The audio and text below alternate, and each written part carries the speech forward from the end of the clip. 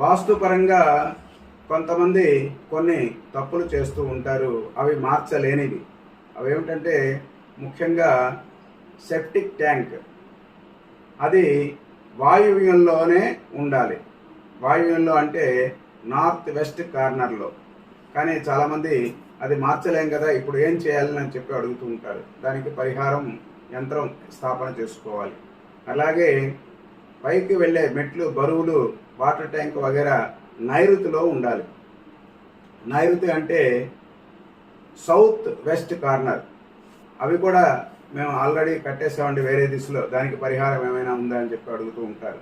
అయితే వాస్తు పరిహారంగా మత్స్య యంత్ర స్థాపన మీ గృహంలో చేసుకోవడం చాలా ఉత్తమోత్తమైనటువంటి మార్గము.